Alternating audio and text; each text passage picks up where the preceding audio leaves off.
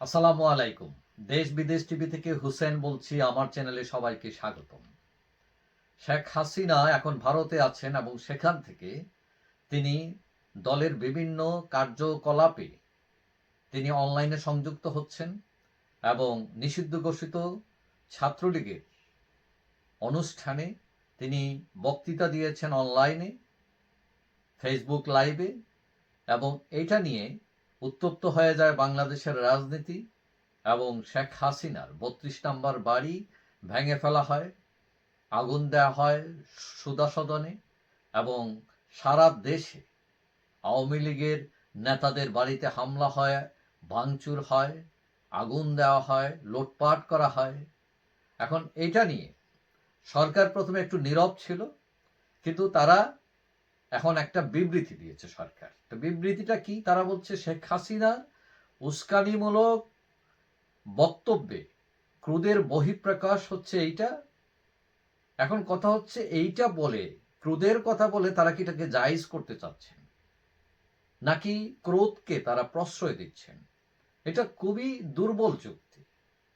এখন আপনাকে একজন এসে থাপ্পড় মারল, এখন সেই জন্য আপনি তার বাড়ি জ্বালায় দিবেন এবং বলবেন না এটা জায়েজ আছে, তুমি থাপ্পড় মারছো কেন? অথবা বন্দুক দিয়ে সে এসে গুলি করে মেরে ফেললো, আপনি বললেন না এটা ঠিক আছে, ও থাপ্পড় মারছে কেন? আরেক উপদেষ্টা আসিফ মাহমুদ, তিনি আবার কাব্যিক সুরে বলছেন যে ইট মারলে পাটকেল খেতে হয়, এটার জন্য প্রস্তুত থাকা দরকার।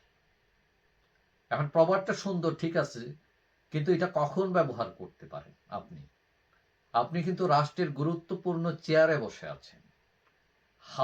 হামলার জবাবে আপনি বলতে পারেন না পাল্টা হামলা চালাও।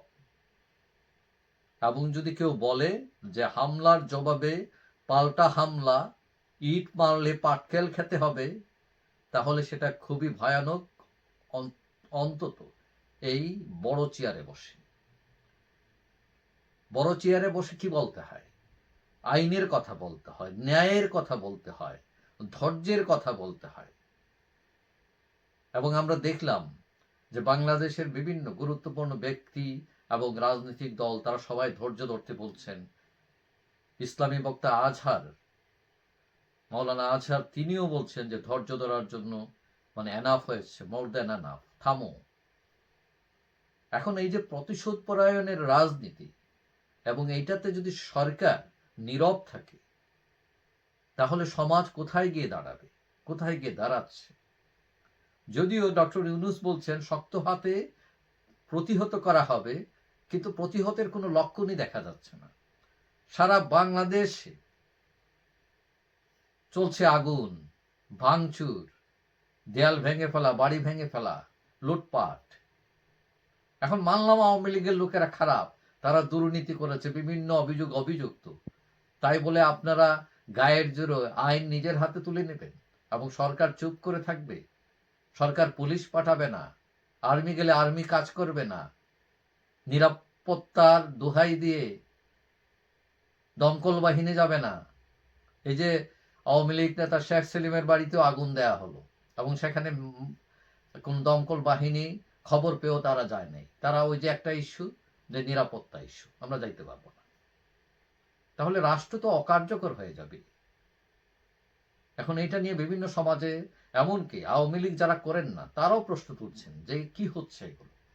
দেশে এমনিতেই অনেক সমস্যা, অর্থনীতি, পুলিশ, বিনিয়োগ নাই, দ্রব্যমূল্যের দার বাড়তেছে, মুদ্রাস্ফীতি, বিভিন্ন ধরনের সমস্যা, তার উপর নতুন সমস্যা ইস্যু তৈরি করে এই যে একটা অবস্থা দেশের জন্য, এটা খুবই খারাপ, মারাত্মক খারাপ।